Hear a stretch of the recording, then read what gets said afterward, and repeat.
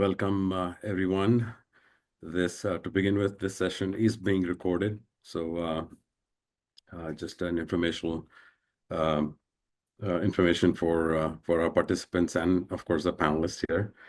My name is Sanjay Kucheria. I'm the founder of the YPO Sanatan Dharma Group, something that I've put together in the last couple of months with the idea that we have a group of people within YPO that are curious about the dharmic civilization, the civilization that came out of the geographic subcontinent of India,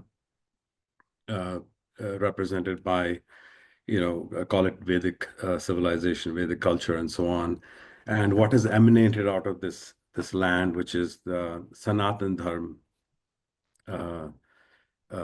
tradition. Religion is probably limiting in as far as terms go. So the idea was to bring this group together, bring people together to examine, and debate dharmic and Bharati or Indic culture, its history, its philosophy, its ethics and justice, concepts of ethics and justice, literature, its relationship with nature, the way it looks at nature, for instance. As lifelong learners within YPO, we also want to understand life principles and leadership principles. So we want to certainly learn from that, learn from what this culture has to offer, and really finally to contribute to each other's intellectual growth and self-realization journey. So as far as the term Sanatan Dharma goes, it roughly translates to an eternal way or a code of life. But at a more common man's level, if you will, it really encompasses four major religious traditions, Hinduism being the predominant one or the dominant one. But we also have Jainism, Buddhism, and Sikhism that have emanated or come out of this tradition. So as part of this group, we will explore all these different traditions. Let me just talk about the topic for a couple of seconds. So the topic today is the myths and learnings of Ramayan and Mahabharata. And the question really is, this is our inaugural talk under this group. And the question is really why this topic? Why Ramayan and Mahabharata? There are several other scriptures. There is obviously the Bhagavad Gita, which is part of a small part of the Mahabharata. There are obviously the Vedas and the Upanishads that are part of that. There are so many different aspects to Sanatan Dharma or dharmic civilization. But why this particular topic? And so what I wanted to do, instead of going to a long explanation, is to quote one of our India's freedom fighters, Subhash Chandra Bose, who said, and I quote him, "The older I grow, the more I realize that Mahabharata and Ramayana are the basis of our civilization." And I'm guessing Amiji, even she's nodding her head, is agreeing with this quote. Absolutely. Which brings me to Ami Ganatra, who is our speaker, our inaugural speaker. So it's both an honor for us that Ami is speaking to us, and it's an honor for Amiji as well that you are the inaugural speaker for what is going to be a very vibrant group within YPO. So very quickly about Ami Ganatra. Ami is a resident of Mumbai. I believe born and brought up in Mumbai. She's an alumna of IIM, Indian Institute for Management, Ahmedabad, which is the premier management institute of India, after graduating from one of the leading engineering colleges in Mumbai, VJTI. She's the author of three books, particularly on the topic that we are discussing today, which is Ramayana and Mahabharata. Apart from that, she has done quite a bit of study and research and work on various Indian or dharmic scriptures. Her previous life, she was a she used to do she did the corporate life for several years as a business strategist, as a management consultant, working for companies like Bain, BASF, and Britspan. I don't know why they all begin with a B. There's a C, perhaps. Um, and only recently she decided to dive full-time into the study of dharmic culture, scriptures, texts, and sharing those treasures with the rest of the world. So, which brings us to this to our topic and to Amiji. Amiji, please, let's take it from here. But before we do that, roughly the agenda is as follows. We will start with maybe a 20-minute, 25-minute talk from Amiji on this topic on Ramayan and Mahabharata.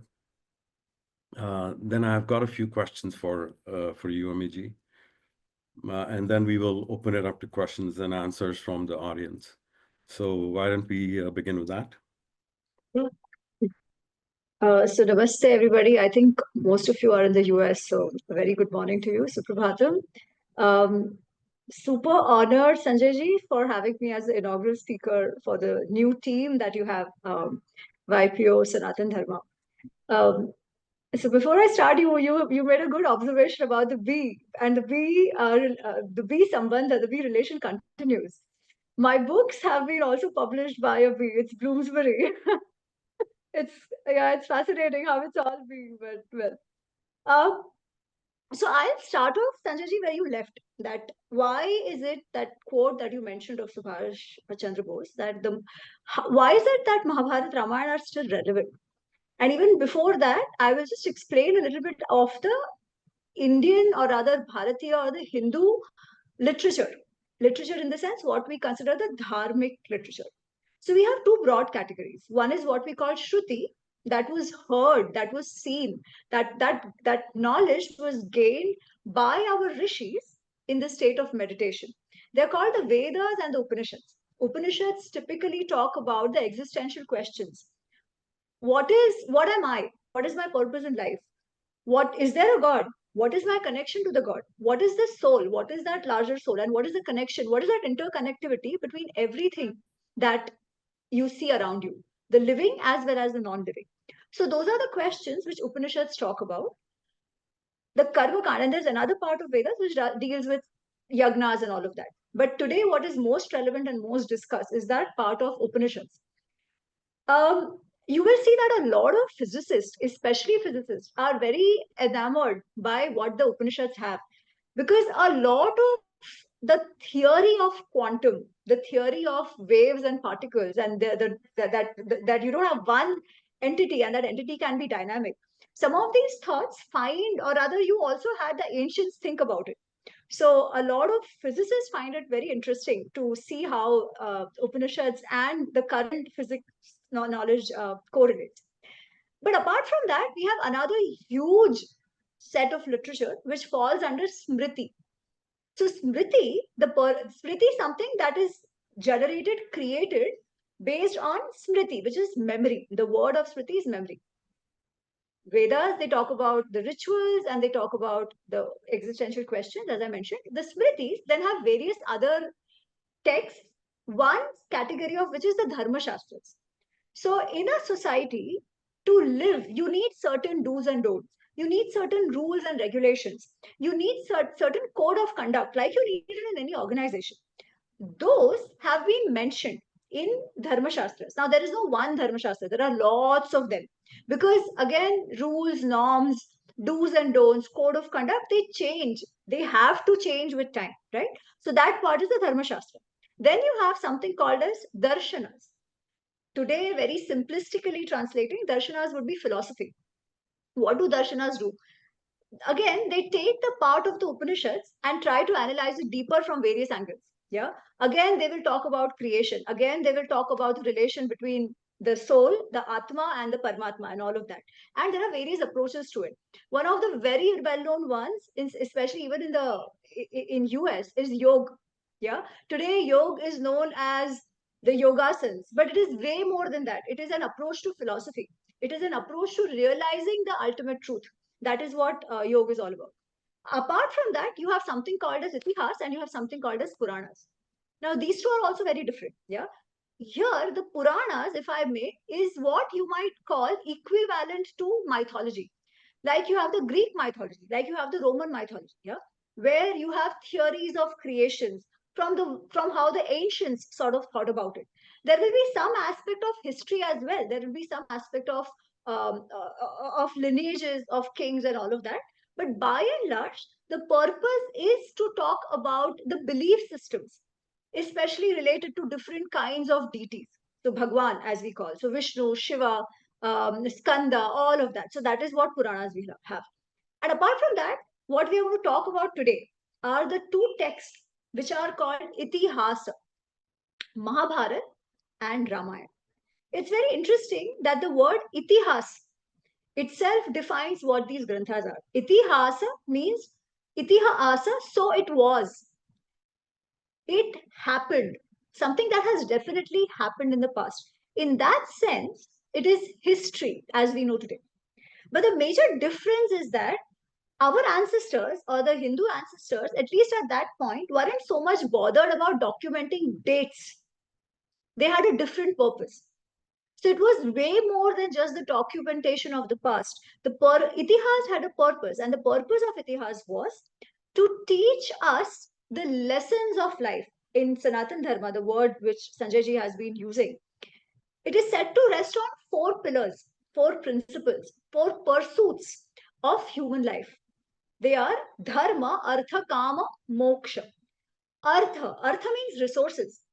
We all need money, we all need resources, we all need food to live, to progress, to have a good life, right? To survive. So, one of the human pursuits is to generate resources so that you can provide for yourself and have a good life. It is not shunned in Hindu Dharma. We need to have a good life. That is something to aspire for and generate resources for. A major part of your working life goes into generation of resources. Second is karma. Karma deals with aspects of pleasure and aspects of procreation. That for us is also a part of one of the pursuits of our lives. Because if people don't procreate, how will the society continue? Both of those are important, right? And to live a life as human beings, we need some pleasure as well. So that is also important. So karma is also an important pursuit. But the base of karma and artha, and I'm not going to talk about moksha for now, I'll just deal with these three. So artha and karma, if we indulge in them just the way we want to without any boundaries, what happens? If somebody only wants money, money, money, money, it leads to exploitation. Exploitation of people, exploitation of resources that we are seeing in the world today. Extreme consumerism. That is what artha will lead to without dharma. Karma, extreme indulgence, downfall of this humanity. No rules, no boundaries. Yeah, societies break, families break, extreme indulgence. That also is not good. So, what is it that regulates your artha and karma? That word is called dharma. Now, I'll come to dharma after I explain a little bit of Mahabharata. Because very interestingly, this Itihasa, the history of our ancestors, the Mahabharata and Ramayana, as I said, it has a goal to teach us lessons of life. But you also get lessons of life from the Dharma Shastras. You also get lessons of life from the Upanishads or the Vedas. Then why do you need Itihas?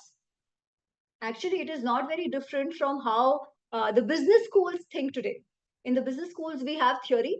Say you're studying marketing, you're studying supply chain. I did management, I studied management.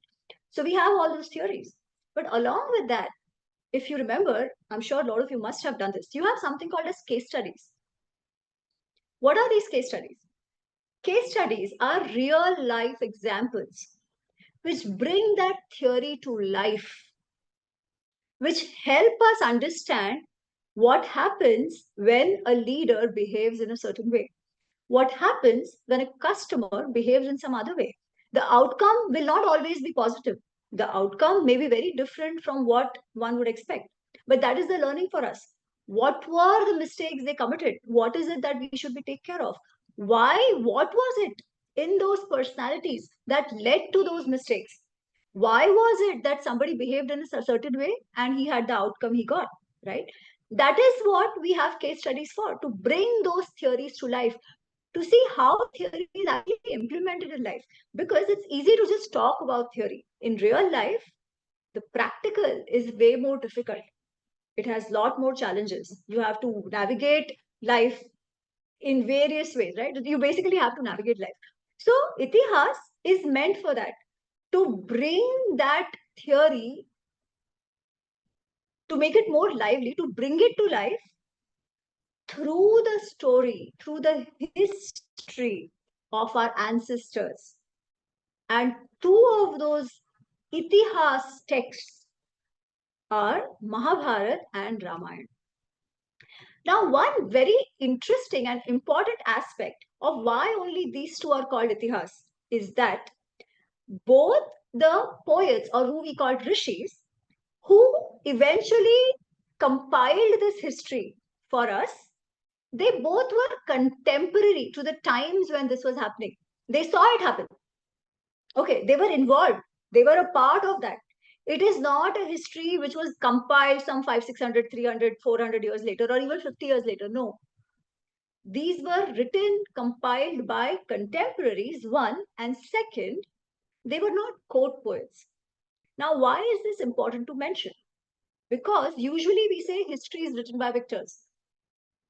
So if history is written by victors, as we know, the hunter will tell the hunter's story in which the lion is always bad. So the heroes are the heroes because they won and not because they were good. That is the typical understanding we have. However, that is not true for the Indian Itihas texts, because they were not written by court poets. They were not written to glorify certain set of people. They were written to tell us their story as it is by people who were involved, who were directly related to both sides, and with the intention that we take the right lessons. Now again, why is it important to mention? Because both Mahabharata and Ramayana, they are so popular, so relatable, that even today, after like thousands of years, we keep talking about it, and there's a lot of fiction written on it.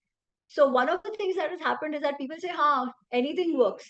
Anybody can write any version, my version of Mahabharata, where I'll have the names of of those characters and create my own story." And apparently, that also goes.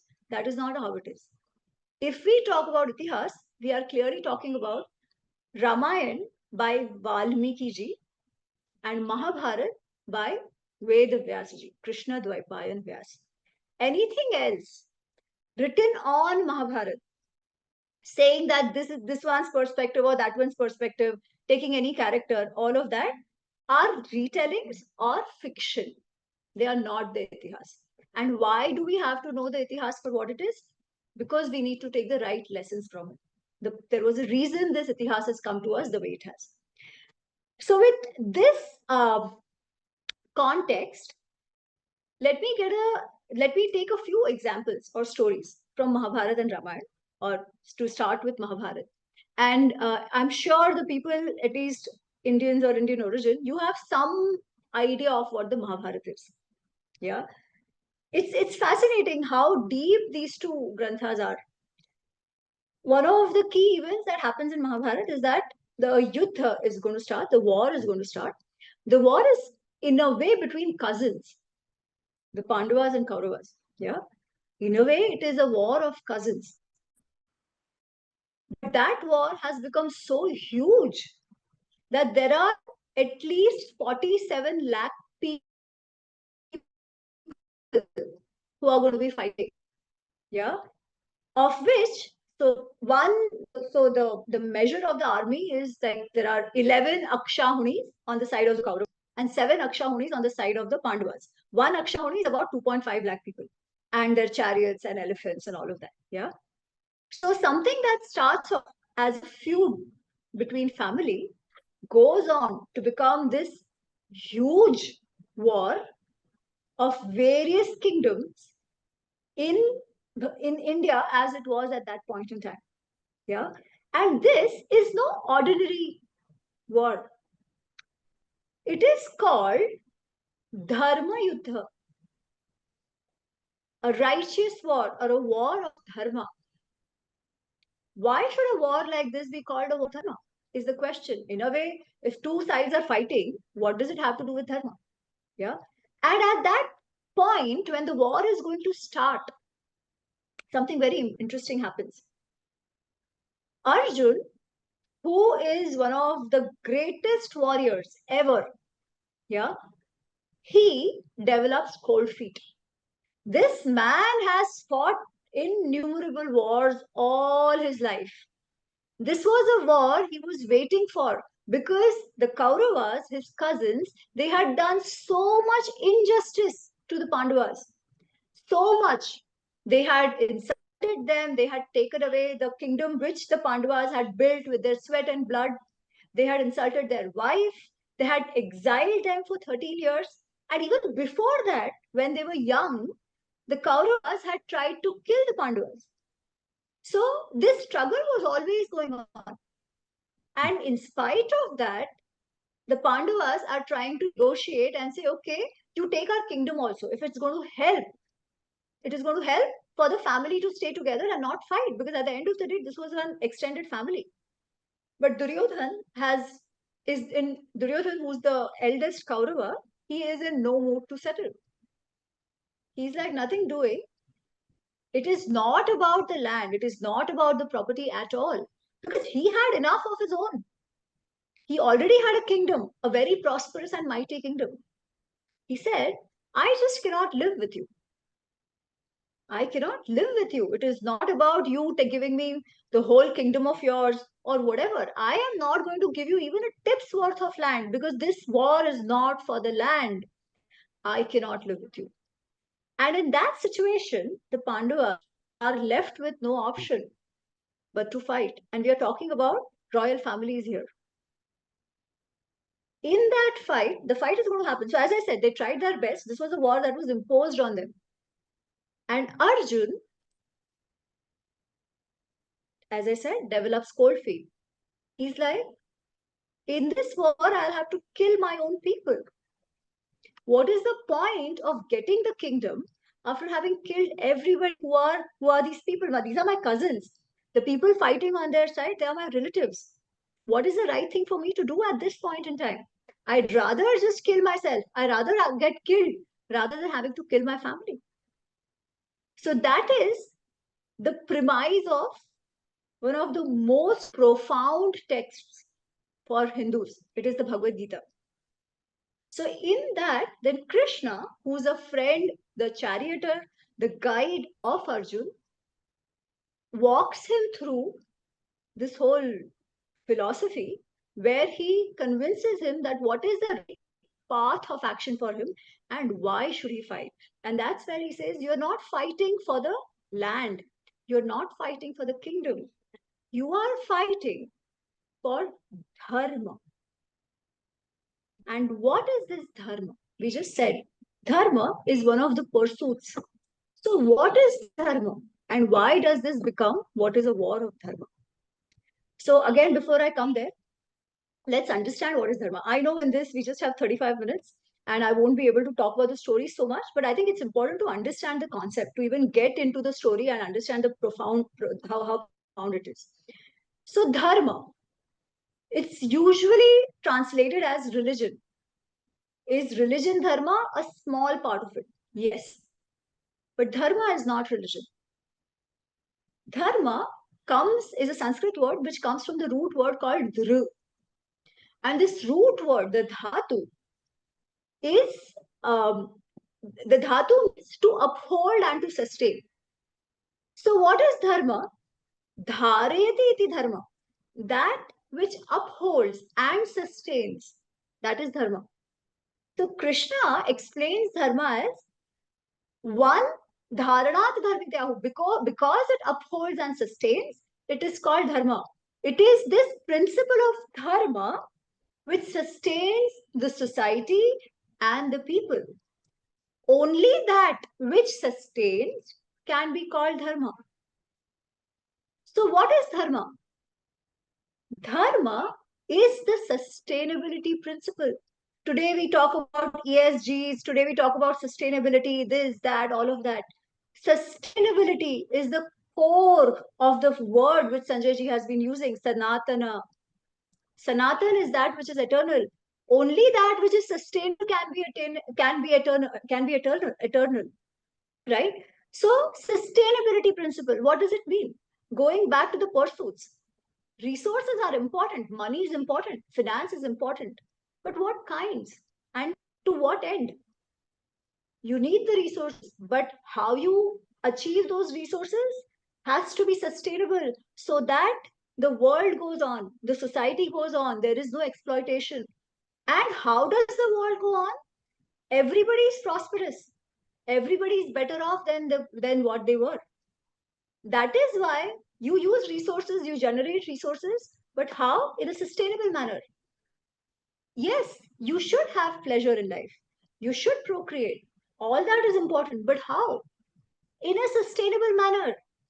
Without that, you will lead to your own downfall. And hence, this dharma forms a substratum for every other pursuit of life. Now, how is that dharma relevant to what Krishna is telling Arjun? He says, you are not fighting for the land, you are fighting for dharma, for this principle of sustainability. And why is he saying that? As I said, the whole Mahabharata, the reason Mahabharata is this war is happening is because Duryodhan says, I cannot live with all of you. It is not about the land, it is not about the kingdom, it is not about the riches. I cannot live with all of you. These guys, on the other hand, have tried to negotiate, they have tried to keep the family together. So, what is the dharmic principle here? It's actually very simple, which Krishna also explains. How long can a bully have his way? The bully here is Duryodhan. The bully here are his friends who are not allowing Duryodhan to see what is the right thing to do, who are pushing Duryodhan into this fight, which is going to destroy his entire family. His family, his extended family, his friends, his children, his grandchildren, everybody. Of the 47-50 lakh people who participated in this war, there might be a handful of the soldiers, but there were only 11 warriors, key warriors that survived. That was how dis, uh, how destructive this war was. But it was important. And why was it important? Because a bully who says, I cannot live with you guys, nothing doing, I have everything, I can't stand you. No, he is a bully, he's a king. If this is how he's going to administer, if this is how he's going to govern, what kind of a state that is? In Sanskrit, we call it Matsya Nyaya. In English, it could be anarchy, it could be the law of the jungle, where the big fish eats the small fish. How can a society like that sustain? And hence, sometimes, for the sake of setting the right precedents, for the sake of justice, for the sake of ensuring that the right principles are carried forward in the society, a war needs to happen. And the war happens, and we all sort of know what happened. So dharma is that which sustains. And we know the war happened. But what is in it for us? Why is it important for us to study the Mahabharata? How does it help us? We are not going to go out and fight the wars. Then what is it? Again, it is not the situation, but the struggle of the individual. What is it that Arjun is really faced with? Arjun is faced with a dilemma. It is an ethical dilemma of decision making. Should he do A or should he do Y? Both of them are important. And if he chooses one, he's giving up on the other. And whatever he gives up on, he will have to face its repercussions also. That is the struggle. That is the ethical dilemma. For us, it could be small or it could be big. But whenever we are taking any decision, we are saying yes to one, we are trading it off with the other. Some are easy, some not so much. Something simple as which a lot of, I'm sure, Indians living in the US will relate to. I have a great professional opportunity in the US, but my parents are getting old. They will not come live here. What do I do? I have a responsibility towards the family that I have built, my children. But I also have a responsibility towards my parents who made me capable enough of coming here. How do I manage? Right? This is one of those. So, how do you take those decisions? Professional life, we are always making decisions. We are always making decisions. Should I go for more profit for a product which is not tech exactly healthy for the masses? Or should I give up on the profits and do something else which is actually healthy? Aren't these dilemmas that we're always faced with? Or even simple things like, as a mother, should I be staying at home and taking care of my child? Or should I be going out and working, especially when the child is young? All these are dilemmas that we're faced with. How do we navigate life? How do we take decisions where we eventually don't regret, where we do the best we can? Because we will never know what the outcome is. We will never have the certainty of what the outcome is. And we still have to take a decision. The same theme is repeated in Ramayan in a different way. In Ramayan, you have this prince, Ram, who's going to be crowned the king in like literally 2 hours. In the next 2 hours, if everything would have gone as per the plan, he would have been crowned the king of one of the biggest and the most powerful states of Bharatvarsha at that time, Ayodhya.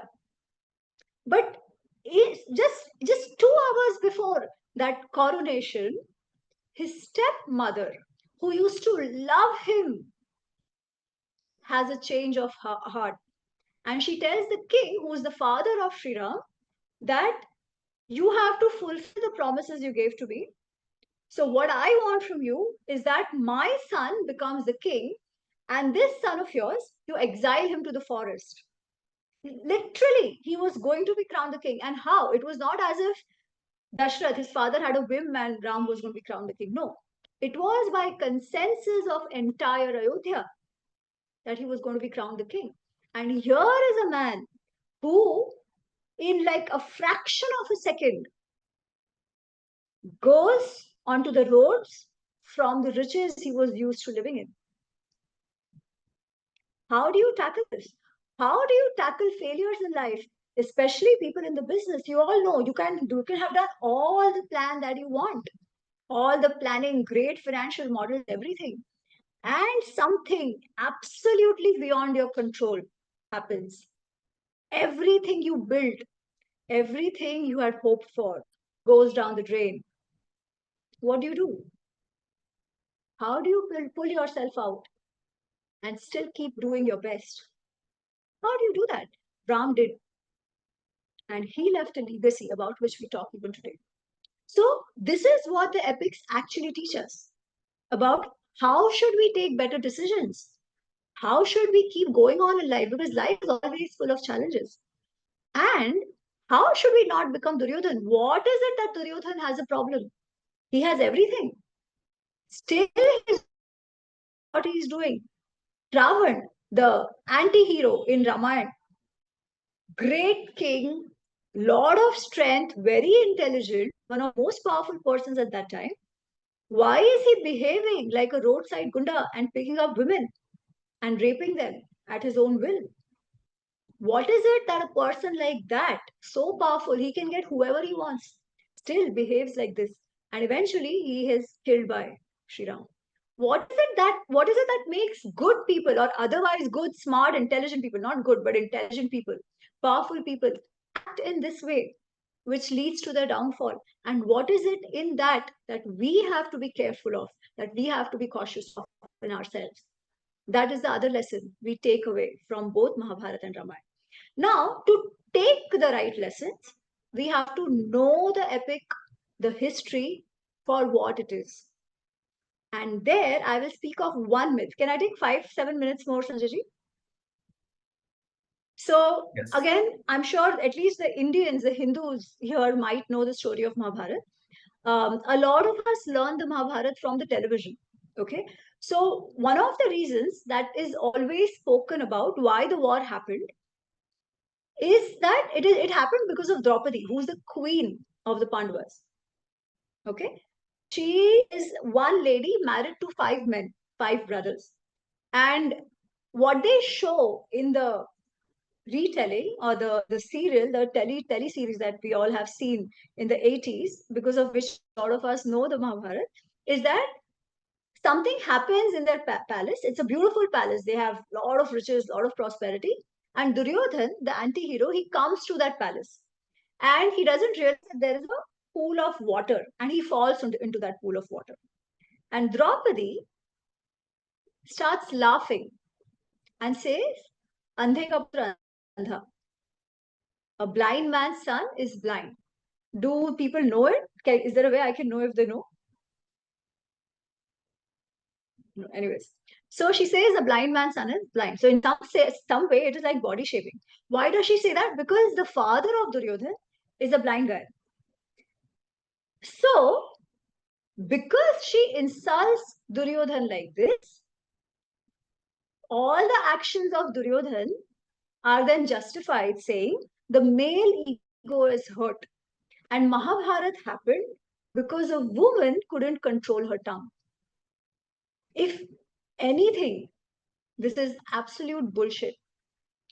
Because even if she had said it, the enmity or the hatred, the jealousy that Duryodhan has for the Pandavas goes far back, even as far back as when they were young boys. Draupadi was nowhere in the picture. When they were kids, Duryodhan had tried to poison Bhim, one of the 5 brothers, one of the 5 Pandavas.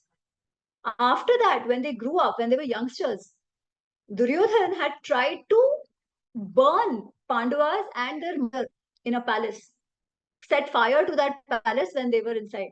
He tried that as well. This was way before Draupadi was even come. He was married to these 5 brothers. Then how is it that she is considered the reason for this war? She wasn't. She doesn't even say it. In the original Itihas, Draupadi is such a beautiful and graceful and powerful character. If at all, she would be the, how do I say, icon of feminism today. Icon of an empowered, powerful lady who actually looked after the finances, looked after the operations of the kingdom that of these brothers. It was called the Indraprastha. That powerful, that wonderful, that graceful a lady she was. She couldn't have said it, and she didn't. So the reason was not Draupadi saying what she did. It was way more than that. The issue was the jealousy, the intense jealousy, the intense ego that Duryodhan has. And you will see it around yourself also. Lot of times, people commit crime not because they are you would have already they are some gundas or they're dacoits or they're already mafias. No. Sometimes it's people like you and I, and they commit crimes. Why? It is in that bout of jealousy, in that bout of anger, that bout of ego. How did he say something like that to me? How can I see the growth of somebody else, of my competitor? And we end up doing things which we then regret for the rest of our lives. So, how do we avoid those decisions? There is only one way, Krishna says, by controlling your mind. Only one way, by controlling your mind, that you can take better decisions. But is controlling the mind easy? Not at all. How do you do that?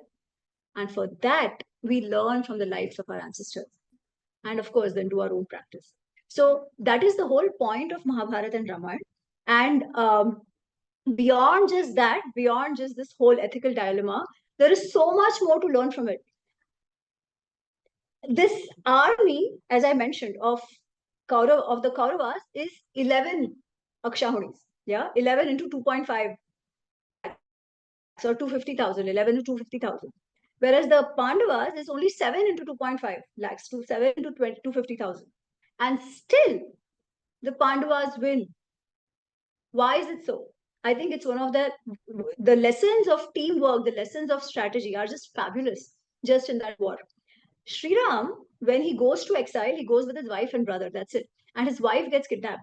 And in that jungle, with tribals of the jungle, he manages to defeat the greatest king of those times.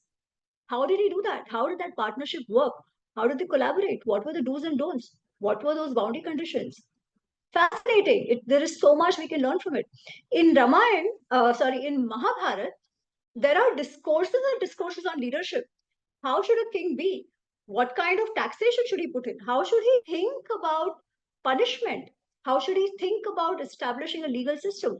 It is so deep and it is as relevant today as it was then. There are stories where a meat seller is teaching the right conduct to somebody who's a priest. And so many stories that come. How do you manage foreign relations?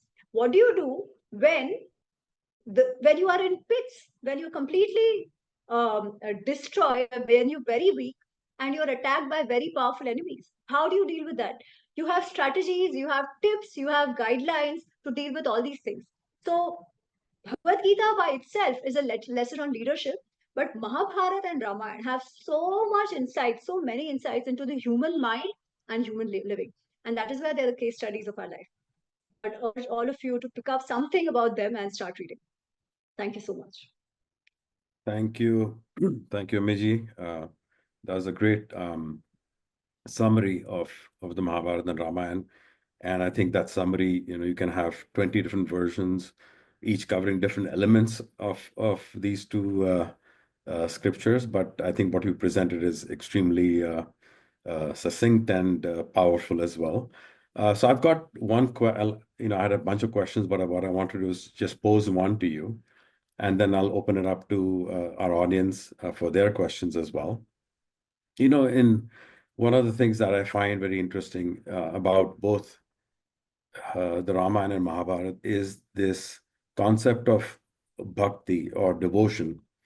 In Ramayana, we see Hanuman's devotion to Ram, which is of a very different nature to Ravan's devotion to Shiv, Lord Shiv, or Shiv Bhagwan. And then in Mahabharata, we see that devotion of Arjun to Krishna, which is again of a very different nature, perhaps.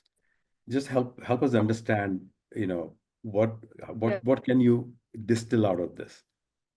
Sure. No, I think it's a fabulous question. Bring this one with the whole the towards Sri Ram Sorry, is later day phenomenon.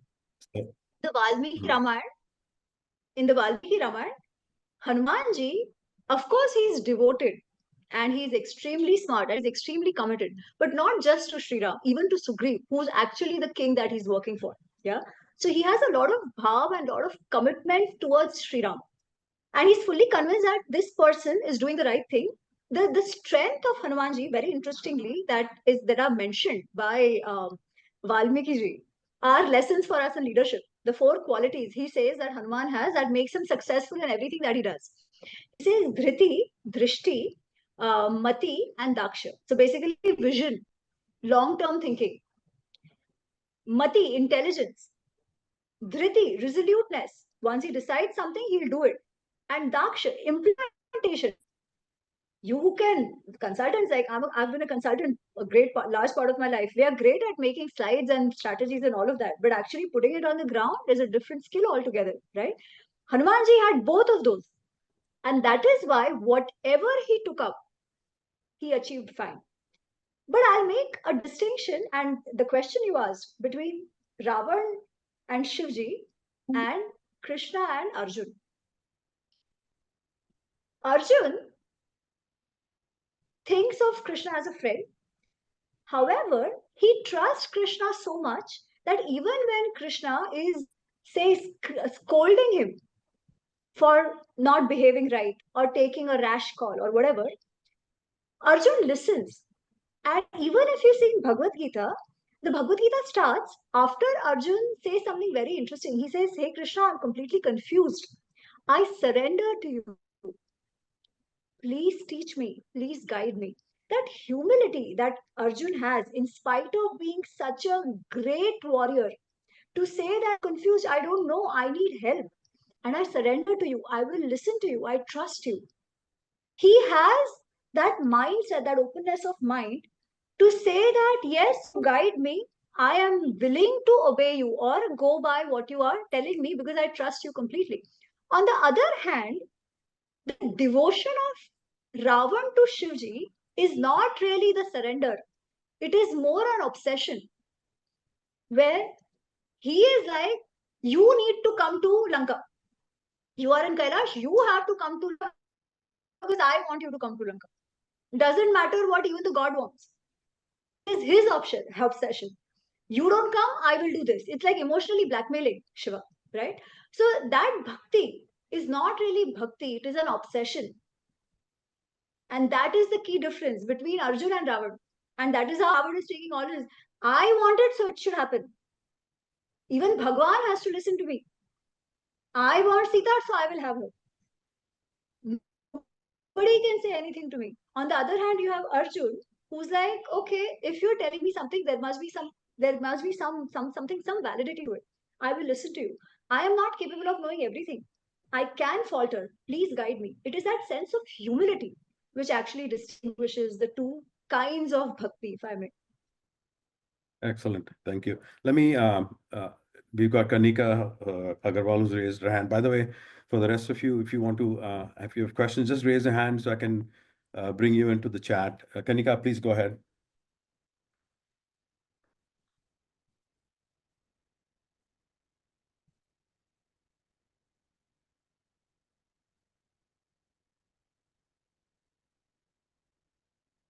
She dropped off, is it? Okay, I think she must have clicked the wrong button. Anybody else have questions that that Amiji can take?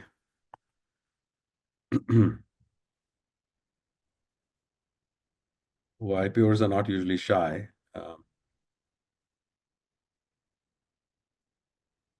So while we are waiting for any, there's another question I want to pose, and this is, I think,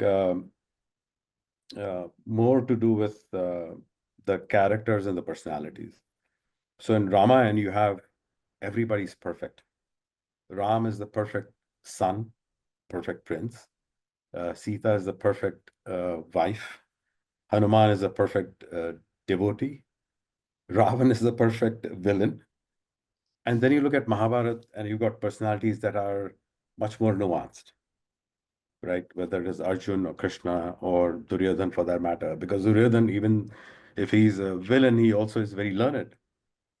And then we've got somebody like Yudhishthir, who's a very who's an extremely learned person, a virtuous person, but very indecisive as well at times. So help us understand these different sets of personalities and characters between these two, and why is it that one Ramayan has such perfection, if you will, almost, of at least the leading characters on the one hand, and Mahabharata has such, you Okay. could call them flawed human beings on the other. Okay, so let me ask you something. Yeah. This idea that we have of Ravan, you tell me whether, I'll tell you a few incidents and you tell me whether it's right. Okay. When in the forest, when they are in the exile, Sri Ram goes to capture Marich, who's in the deer form. He's like an animal, right? He's very beautiful.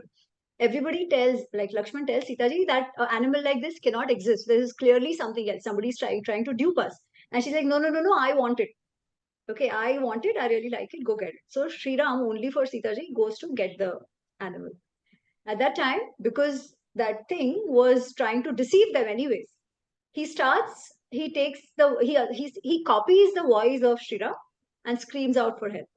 At that time, Sitaji is like, Lakshman, go get your brother. You have to go help your brother. And Lakshman says, I cannot, because one, I have to help you. And second, I know for sure Ram cannot scream like this. I know his prowess. I've seen him fight. It is not him. You rest assured. This is somebody, as I told you, this is this Rakshas thing who's trying to deceive us. She becomes so angry and she says, oh, I know exactly why you've come with us. This Lakshman has gone with them for so many years, leaving his entire family back just so that he can serve Sri Ram and Sita. Okay. And she says, "Oh, I know why you're here. You are not here to serve us. You have always eyed me. You have always wanted me. That is why today you are now very happy that if Sri Ram gets killed, you can have me. But let me tell you, I will not even let you let you touch me." Would you call this an ideal person? No, and I believe it's true, right? It is true, but she's not ideal. Well, Let's in talk this, about another one. yeah. Let's talk about another one.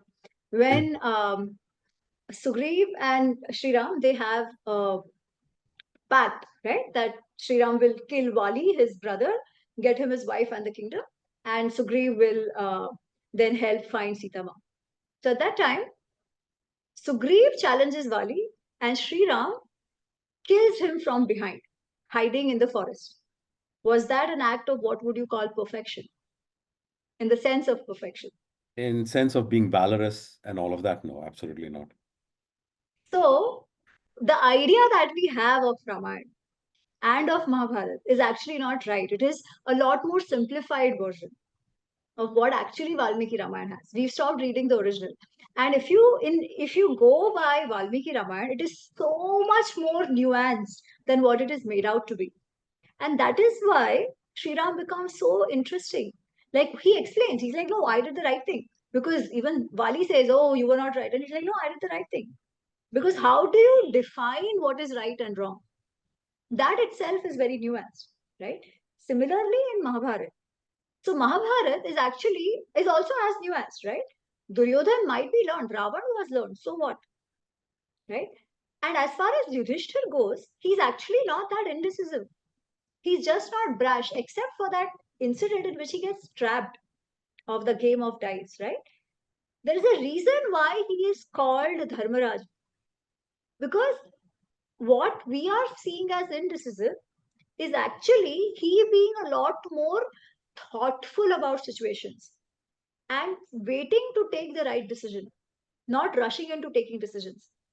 Even after that a game of dice, which completely he was trapped, he lost everything that he had built, right? So apart from that, every incident of his is so thoughtful, something that we actually must learn from him. How he's actually holding all his five brothers together, how he's taken every other decision in his life. What happens is in the television, a lot of decisions which Yudhishthira has taken are shifted to Sri Krishna. Oh, Krishna did this. Whereas actually it is Yudhishthir who had taken some of those decisions. And they're just so fantastic, including the decision of marrying Draupadi. Like five people marrying Draupadi. It is not what they say, Kya Kunti ne bol diya to ho gaya. There is a lot more thought that has gone into even that decision. So, So you said the decision was not popularly, it said that Kunti, their mother, correct. who kind of decided that No, she they didn't. would marry all the Yeah, five, she which is didn't. not it. Actually, she says that she doesn't know that they won Draupadi in the Swayamvar. So she's not aware. But when she sees Draupadi, she's like, oh my God, of course, clearly you can't do that to her. Now what are we to do? And they have a discussion that who should marry her. Because Yudhishthira was the eldest. He actually had the full right to marry her. Nobody could have said anything. Okay. But he's like, no, Arjun, you actually were a person who took part in this swamvar. But actually, that doesn't mean anything because the brothers did win the challenges and got the lady married to the eldest brother. It even made sense because then she would be the main queen if she married Yudhishthira instead of Arjun, right? But then Yudhishthira is observing everybody. He's observing his brothers. He's observing himself. He's observing Draupadi, the way Draupadi is looking at all of them. Yeah. And he realizes that the brothers, all of them are so smitten by Draupadi that if only one person, which he actually had the right to, would have married her, then this this Pandavas, this unity of the Pandavas would have been broken. It couldn't have happened. The brothers couldn't have stayed together. There was only one way, that all of them were married to this one woman, and she would be that anchor that would hold them together. So he looks at Draupadi also, and Draupadi is also very fascinated by all these brothers. They are all beautiful, handsome, intelligent, smart, all of that. She doesn't even know they are Pandavas. So he says that Sarvesham bharyam bhavishati. She will be the wife of all of us. And he doesn't go unchallenged. Draupadi doesn't mind. Draupadi is very happy. She doesn't even raise a question. She starts behaving like a nice wife to all of them, yeah, and a daughter-in-law to Kunti. But her father and brother are not happy. Obviously, they are not happy, right? To them, Yudhishthir actually explains. He says your concern that yes, it is not a norm. For polyandry is not a norm. Polygamy is a norm, right? Polygamy to hota tha. The kings had more than one wife. But polyandry is not a norm. However, Yudhishthir says it is not prohibited by the scriptures. And he gives them multiple examples of incidents in special circumstances where one lady was a wife to multiple brothers. And then Vyasji comes and he talks to Drishtadyumna and Drupad and all of that. And eventually they all agree. In fact, there are communities even today, as there were then, where polyandry does happen for multiple reasons. Yeah. So we don't have to put any morality to it. It is how it is. If polygamy is fine, polyandry is fine, right? Especially if everybody involved were okay with it. So this nuanced understanding that, okay, what will it take to keep us all together? And it actually would be unfair for just one of them, especially when Draupadi doesn't have any objection, right? So even like something like this is that vision is what the Yudhishthir has. I've got Sanjeev Suri's got a question. Sanjeev, please go ahead.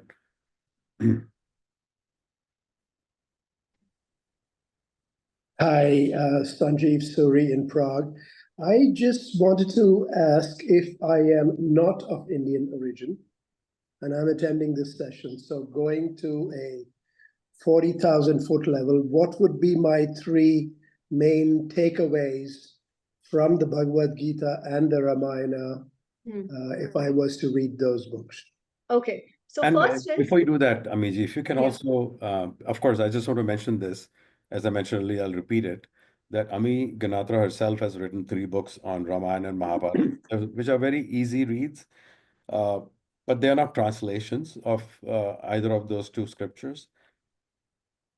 And what she's done essentially is brought out some of the nuances as well as corrected some of the myths and stories that are commonly people talk about. So I would say that is one. And of course, Amiji, if you can also share what would be sources that Sanjeev and others can look at to actually familiarize themselves with these 2 scriptures. What would those translations be? so well, Ramayana is easier that way because you have good English translations. I would suggest Vivek Debraj. He has Valmiki Ramayana in 3 volumes in English. Apart from that, you have Valmiki Ramayana.red, which is available online and it is free. But again, it is still big. A good abridged version is an older version of C. Rajagopalachari, both for Mahabharata and Ramayana, because he's true to the original sources, both Valmiki Ramayana and Vedvyasji's Mahabharata. So C. Rajagopalachari's abridged versions are actually not bad to start with, to get the view of the story overall. And Sajivji, the 3 takeaways I would say in general of these epics is: one, we will always have dilemmas as long as we are involved in the society, as long as we have any kind of decision making to do. Okay.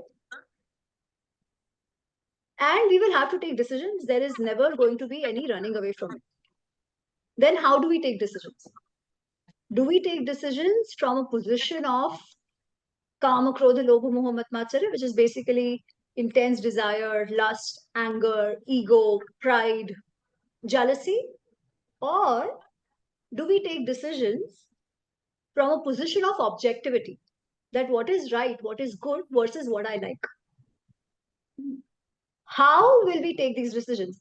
Especially because in no situation will we ever know what the outcome is. So it is always going to be an imperfect situation. And in that imperfect situation, we have to take a decision which we will not know is right or wrong, but at least we don't regret taking it. And that can only happen if you take a decision not impulsively, but objectively. But how do we start making objective decisions? Because if it was so easy, then we would have all done it, but we don't. Then how do we do it? The only way to do it is by controlling our impulses and by disciplining our mind. And how do we control and discipline our mind? Well, that's a lifelong journey that we all have to take. And then there are various tips in the Bhagavad Gita as well. So if I had to just summarize Bhagavad Gita, this is what I'll say. And then he says how, which is a different thing altogether. But that is the key, that you have to make decision, you have to act. There is no running away from decision making, there is no running away from acting. There will never be a perfect situation, and you still have to act. You still have to face the repercussions. The least regret you will have if you start developing more and more and more your objectivity, which is yogastha buddhi, so that you are able to accept life better, victory or failure, and keep going. And how do you do it? Again, by disciplining the mind, no other way. And through the stories, you see how they have done it. Thank you. Any follow-on, Sanjeev? Well, no, thank you. Yes, I am of Indian origin, and I have read both the books, etc. I was wondering if we had in the audience others who were potentially not. So what can they take away before we get a lot more into the detail, which you would obviously do if you have read the details of the book. And I would probably add on to that the detachment from the outcome. Absolutely. That will happen if only you are detached. Will you be objective? You can never be objective while being detached, while being attached. That is the reason why we consultants keep getting paid, no? Why else? You all have the domain knowledge. You know the market, and still you pay us. I have a pet name for consultants in my world, but this has got nothing to do with the reality. I call them babysitters as opposed to mothers. So when I'm looking Actually, for it's not somebody too who's off. actually getting Yeah, it's into not the too off. arena, I say I'm looking for a mother, not a babysitter. So. No, but this is just going off the topic. Let me pull back. Yeah. So, any other questions? And if not, then I'll just pose one last question, comment question, and which is, you've talked about the four pursuits. You've talked about dharma a lot. One of the probably the most important concept that comes out of Hinduism or Sanatan Dharma is karma, right? And they flow through everything, whether it is, Mahabharata, Ramayan, so on and so forth. There is also, it also is nuance, meaning, it depends on your time and place, Kal Desh. Correct. It also depends on that as far as, where certain things will apply, where certain things won't apply. How do how does, you've talked about developing, objectivity, developing a sense of right and wrong, but, it's easier said than done. Absolutely. To say, okay, if I've got to raise my child a certain way, at which places are okay for me to cut corners, so to speak, as far as, white lies and so on, and which are those other places where it may not be appropriate to, spin a tale, or to misrepresent something. But I guess my question is, how do you make the distinction between something that is eternal, Sanatan, about circumstances that you deal with, and something that is dependent on time and place?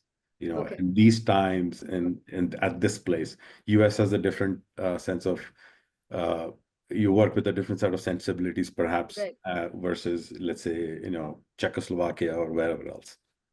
Right. So that's a beautiful question. And let me share a story here. It comes from the Mahabharata. So I'm not getting into the context of the story, but just the story. So there is this rishi who has taken an oath. His oath is that I will only say the truth and always the truth and nothing else. Yeah. Now we all know that sticking to the oath is obviously very, very important. And you would expect that across cultures. So he's taken the oath to always say the truth. Now, once he's sitting in his ashram, and some villagers come by. They're trying to run away from dacoits. So they see this person and they tell him that, Swamiji, we are going and hiding in the fields. These dacoits are trying to loot us and kill us. If they come, please direct them to some other way.